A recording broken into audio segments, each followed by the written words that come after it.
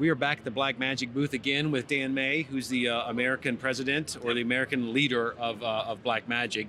I've been talking about the Blackmagic Davinci Resolve Editor keyboard, which is my favorite product of NAB because it's not software and it's something for editors. So I'm very intrigued by it. I want to ask you, how did this come to be?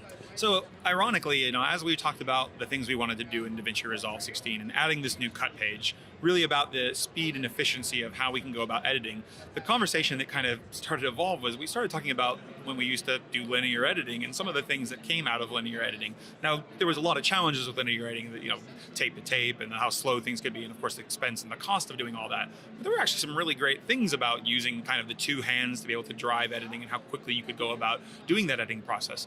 So as we started thinking about the cut page and how we'd like to move quickly through all that, we quickly realized that while the mouse and keyboard, we wanted to make it as efficient as possible.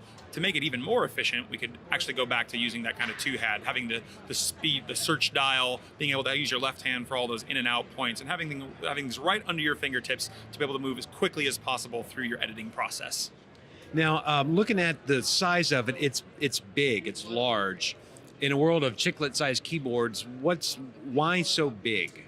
Actually, there was a conscious decision by Blackmagic Design this year. A lot of times for Blackmagic, we've been known as a company that goes out and creates the best kind of price performance product possible. How do I create a $1,000 camera? How do I create a $1,000 hyperdeck?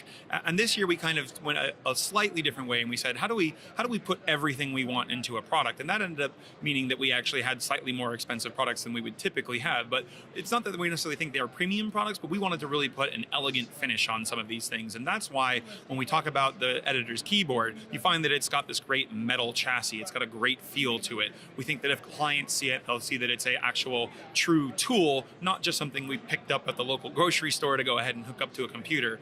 We'll have that nice lip around it, so if we want to recess it into the desk, all the little things that we thought about that we thought that editors would really feel proud to be using this as a tool, and not just something that's going to help just a little bit, but actually something they could take a lot of pride in their workspace. Two questions on that sort of feel, because when you look at the keyboard, it does look like an old style keyboard, and I think old style keyboards, I think about keys that are hard to depress.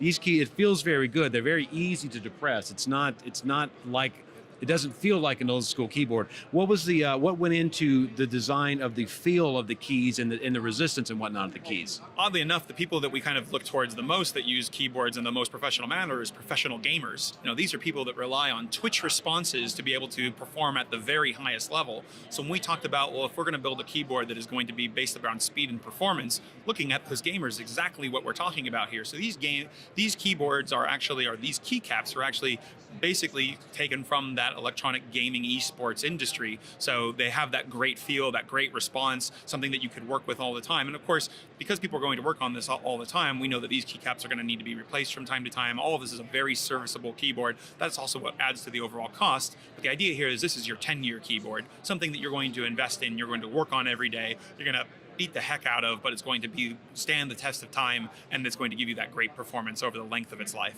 That's a good point. I don't know how many of the little Apple chiclet keyboards, while they feel great, I've been through, so I like the idea this is going to last. And at the cost, it should last. You talked about the recessed design.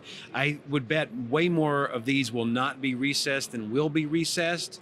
So I look at that recessedness and I think, well, I don't particularly think I would care for that, but how did that play into the design? So we always want to make things be as flexible as possible. So we've designed it in a way that it can sit flat on the desk, or we have, of course, the legs that can pop it up if you want to have a little bit more of the angle, or to have that recess in there. So we never want to do hey, we're telling you how to do this. That's like the whole cut page, why it's been developed, as opposed to changing the edit page. We want people to have those choices of what they want to do, and that will let them decide that, hey, this is the feel that lets me move faster, makes me move efficient, or hey, I want to try the other way because maybe that's going to feel better on my wrists, or I want to have the ergonomics of dealing in the way that they'd like. So we just wanted to make sure people had the choices there. Gotcha. Two more questions, I promise. Only two more questions. The great Resolve keyboard editor, the visual keyboard editor that popped up a version or so ago, will that be reflected in these keys, or will these keys probably be stuck to that forever? Because on the one hand, I think I'd see something like the Ring Mat, but on the other hand, they're designed very specifically. So how will they jive together? Yeah, right now it's just about getting the keyboard kind of is done. Obviously, the keyboard is an August deliverable for us. We have some time while we're getting the beta 16 out of Resolve right now. We've got a lot of different discussions about things that we'd like to see there. Nothing really concrete yet, but certainly as time progresses, we get the keyboard out the door and we go through the beta, we'll see about other ideas that we can put into play there. Speaking of other ideas, many editors work in many different NLEs. Is there any chance in the world this would ever be usable with Premiere, Avid, or etc.? I'm never one to say never, but it really is designed to be with DaVinci Resolve. And if we look at our mini panels and micro panels for the Resolve coloring, those are really designed to work with DaVinci Resolve. So while we could maybe hack it to work in okay with other applications, these are really designed for the performance of our own application. So I would tend to stray towards these are really DaVinci Resolve focused panels. Of course, I'll never say never, but that's the way I would probably look at these if I was going to invest in them.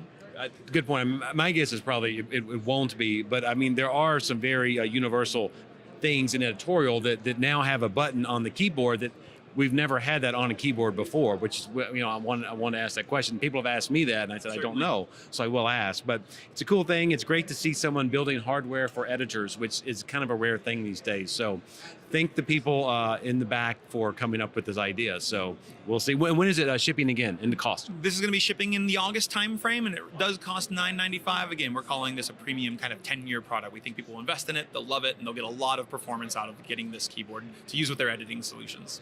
Perfect. That's something for editors. Thank you very much.